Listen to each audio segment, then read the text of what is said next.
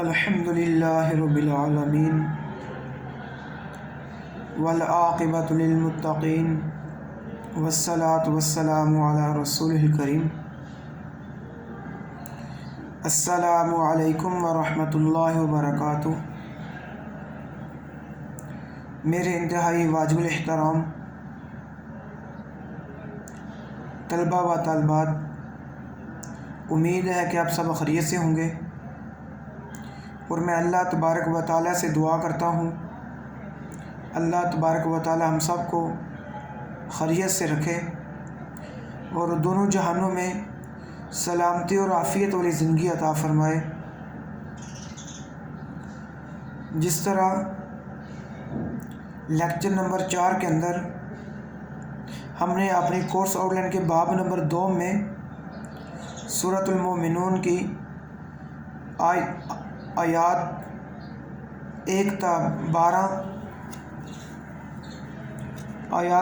Number 1 تا 11 ہم نے ان کا ترجمہ اور تشریح، مختصر تشریح پڑھی تھی۔ اسی چیپٹر نمبر 2 کی جو باقی آیات ہیں، آیت نمبر 12، 13 اور 14، آج کے لیکچر نمبر 5 میں ان آیات کا ترجمہ اور مختصر تشریح ہم سمجھنے کی کوشش کریں گے۔ سب سے پہلے آپ ان آیات مبارکہ کی تلاوت سماعت فرمائیں، تلاوت کے بعد پھر ان کا ترجمہ اور مختصر تشریح۔ اعوذ باللہ من الشیطان الرجیم، بسم اللہ الرحمن الرحیم۔ وَلَقَدْ خَلَقْنَا الْإِنسَانَ مِنْ صَلَالَةٍ مِنْ طِينٍ ثُمَّ جَعَلْنَاهُ نُطْفَةً فِي قَرَارٍ مَكِينٍ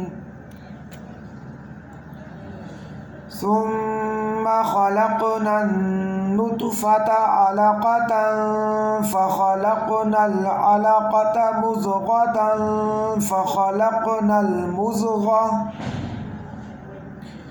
فَخَلَقْنَا الْمُضْغَةَ عِظَامًا فَكَسَوْنَا الْعِظَامَ لَحْمًا ثُمَّ أَنشَأْنَاهُ خَلْقًا آخَرَ فَتَبَارَكَ اللَّهُ أَحْسَنُ الْخَالِقِينَ۔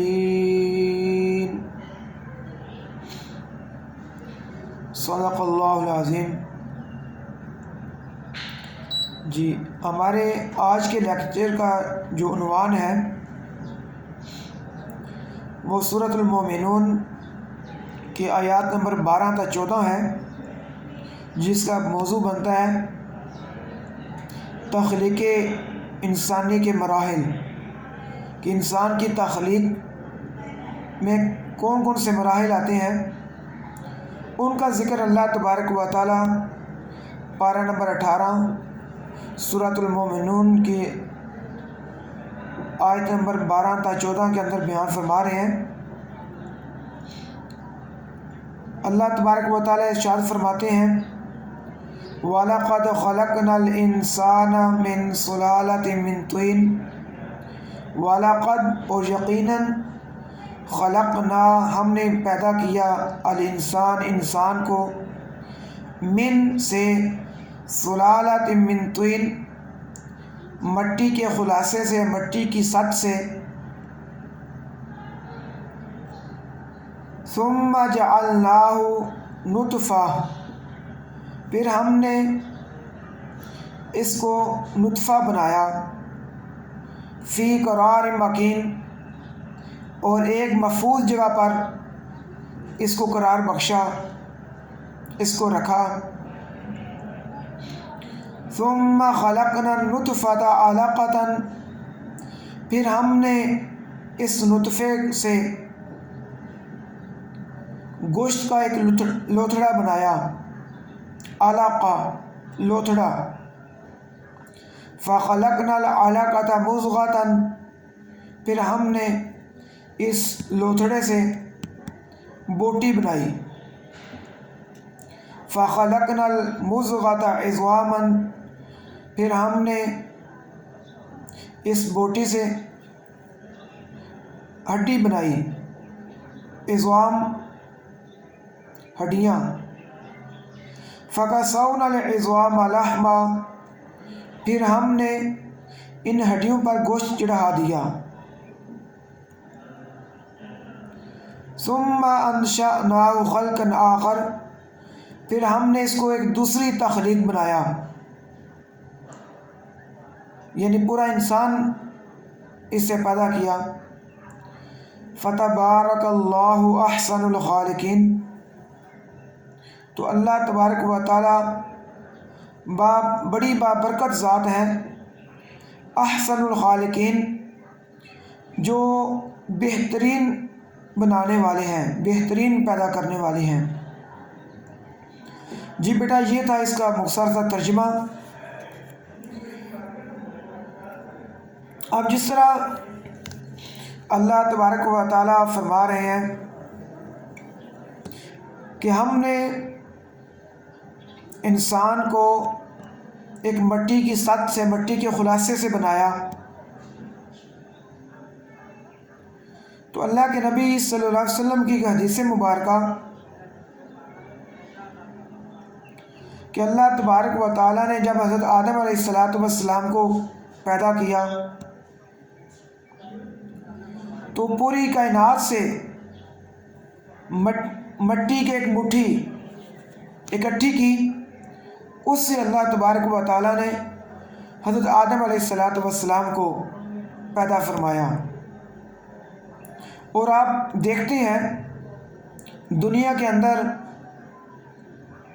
انسانوں کے کلر، انسانوں کے رنگ، آپ کو سفید رنگ کے بھی لوگ نظر آتے ہیں، سرخ رنگ کے بھی،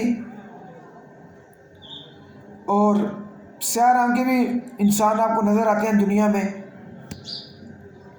اور اسی طرح ان کی طبیعتیں بھی الگ الگ ہیں، ان کی عادتیں بھی الگ الگ ہیں، ان کے اعمال بھی الگ الگ ہیں۔ کوئی اچھی طبیعت کا مالک ہے اور کسی کی اچھی طبیعت نہیں ہے، کسی کی طبیعت میں غصہ ہے اور کسی کی طبیعت میں عاجزی اور انکساری ہے۔ یہ جیسی جیسی مٹی ویسی ہی انسان کی عادات۔ تو اس کے بعد دوسری آیت میں اللہ تبارک و تعالیٰ حضرت آدم علیہ السلام سے آ کے جب اس نوع انسانی کی اللہ تبارک و تعالیٰ نے پرورش کی، انسان کو دنیا میں پھیلایا، تو اللہ تبارک و تعالیٰ فرما رہے ہیں ثم جعلناہ نطفہ پھر ہم نے اس مٹی سے ایک پانی کا قطرہ، نطفہ، اس کو شکل دی، اور پھر اس نطفے کو فی قرار مکین ماں کے رحم کے اندر محفوظ جگہ پہ رکھا، اور پھر وہیں سے آگے اللہ تبارک و تعالیٰ آیت نمبر 14 کے اندر فرما رہے ہیں ثم خلقنا النطفۃ علقۃ پھر ہم نے اس پانی کی بوند سے، نطفے سے، اللہ تبارک و تعالیٰ نے اعلیٰ کہتے ہیں گوشت کے ٹکڑے کو، گوشت کا ٹکڑا بنایا۔ پھر فخلقنا العلقۃ مضغۃ علقہ خون کا لوتھڑا، اور پھر فخلقنا العلقۃ مضغۃ پھر اس خون کے لوتھڑے سے اللہ تبارک و تعالیٰ نے گوشت کا لوتھڑا بنایا۔ پھر فخلقنا مضغۃ عظامًا، پھر اس گوشت کے لوتھڑے کو ہڈی کی صورت اللہ تبارک و تعالیٰ نے بنایا۔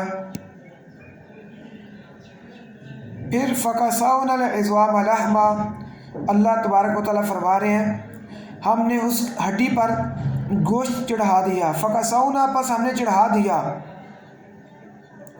یہ انسانی زندگی کے مراحل کہ کس طرح اللہ تبارک و تعالیٰ نے انسان کی پیدائش ایک حقیر سی بوند سے اس کی بنائی، اس کو خون کا لوتھڑا، پھر لوتھڑے سے بوٹی کی صورت، بوٹی سے پھر ہڈی پر اللہ تبارک و تعالیٰ نے گوشت چڑھا دیا اور مکمل بچہ بن گیا۔ پھر آگے اللہ تبارک و تعالیٰ فرماتے ہیں ثم انشأناه خلقا آخر، پھر ہم نے اس کی ایک نئی تخلیق کی۔ یعنی بالکل ایک آدمی سوچ نہیں سکتا کہ مٹی سے پانی کی ایک حقیر سی بوند، اور پھر بوند کو آہستہ آہستہ اللہ تبارک و تعالیٰ نے 9 ماہ کے اندر، 8 ماہ کے اندر گوشت کا لوتھڑا، پھر ہڈی کے اوپر پورا گوشت چڑھانا، پورا مکمل اللہ تبارک و تعالیٰ نے انسان کو بنایا، بچے کو بنایا، اور پھر بچے کے کان، آنکھیں، دل، ہر چیز یہ اللہ تبارک و تعالیٰ کی ایک انسان اللہ تبارک و تعالیٰ کی مخلوقات میں سے ایک شاہکار مخلوق ہے کہ جس کو اس نے سوچنے سمجھنے کی صلاحیت دی، انسان بنایا۔ ایک طرف حیوانوں کی بھی تخلیق ایسے ہی ہے، حیوان اس کی تخلیق کے مراحل بھی ایسے ہی ہیں، لیکن انسان کو جو اللہ تبارک و تعالیٰ نے دماغ دیا، دل دیا، سوچنے کی صلاحیت دی، بولنے کے لیے زبان، سننے کے لیے کان، دیکھنے کی آنکھیں، تو یہ اس کا کتنا بڑا شاہکار ہے۔ تو اس لیے آخری جملے میں فتبارک اللہ احسن الخالقین کہ اللہ تبارک و تعالیٰ کتنے ہی بڑے بابرکت ہیں، برکت والے ہیں کہ جنہوں نے بہترین احسن الخالقین، جو بہترین پیدا کرنے والے ہیں۔ تو عزیز بیٹا، شروع میں ہم نے ایمان والوں کی صفات پڑھی، اور پھر ہم نے پڑھا کہ جن کے اندر یہ صفات ہوں گی وہ وارث کے جنت مالک ہوں گے، یعنی جنت میں کے وارث ہوں گے۔ اور جنت کے وارث ایمان والے جن کے اندر یہ صفات بیان کی گئی پائی جائیں گی، وہ اس وقت ہی بنیں گے جب موت اور موت کے بعد قیامت برپا ہوگی۔ تو اللہ تبارک و تعالیٰ نے ایک دفعہ انسان کو جنت کا وارث بننے سے پہلے یہ دکھا دیا کہ انسان اپنی تخلیق پر غور و فکر کرے۔ جو لوگ اللہ تبارک و تعالیٰ کے اوپر ایمان نہیں لاتے، اس کے پیارے رسول صلی اللہ علیہ وسلم کے اوپر ایمان نہیں لاتے، اس کے نبی پر، اور آخرت کے اوپر ایمان نہیں لاتے، کہ وہ سمجھتے ہیں یہی زندگی ہے، آخرت کچھ بھی نہیں، تو اللہ تبارک و تعالیٰ نے یہ انسان کی تخلیق کے مراحل بتائے کہ کس طرح اللہ تبارک و تعالیٰ مٹی سے انسان کو پیدا کرتا ہے، پھر اس کی تخلیق کے مراحل، اور اسی طرح اللہ تبارک و تعالیٰ جب قیامت برپا ہوگی تو آپ سب کو اللہ تبارک و تعالیٰ تمام انسانوں کو قبروں سے دوبارہ زندہ کریں گے۔ اگر اللہ تبارک و تعالیٰ اس طرح مراحل میں ایک انسان کو پیدا کر سکتے ہیں تو پھر قبر کے اندر سے انسان کو زندہ کرنا اللہ تبارک و تعالیٰ کے لیے کوئی مشکل نہیں۔ تو عزیز طلبہ و طالبات، ہمیں بھی اپنی تخلیق پر غور و فکر کرنا چاہیے، اور کبھی بھی ہمیں اللہ تبارک و تعالیٰ کی نافرمانی، اس کے پیارے رسول صلی اللہ علیہ وسلم کی نافرمانی نہیں کرنی چاہیے۔ اس لیے کہ ہمارا خالق اور مالک وہی ہے، ہم اس کے بندے ہیں، تو ہر وقت ہمیں اس کی بندگی میں کرتے رہنا چاہیے، اس کی فرمانبرداری میں زندگی گزارنی چاہیے، تاکہ آخرت میں اللہ تبارک و تعالی ہمیں جنت الفردوس کا مالک بنائے، اس کا وارث بنائے۔ ہمیں کبھی بھی اپنے دل میں غرور، تکبر، بڑائی، ریاکاری نہیں آنی چاہیے کسی حوالے سے بھی۔ اس لیے کہ اگر انسان اپنی تخلیق کے مراحل کو دیکھے کہ کس طرح اللہ تبارک و تعالیٰ نے مجھے پیدا کیا ایک حقیر سے، پانی کی بوند سے، تو پھر تو تکبر تو رہتے ہی نہیں، اور نہ ہی اللہ تبارک و تعالیٰ کو تکبر کرنے والے لوگ پسند ہیں۔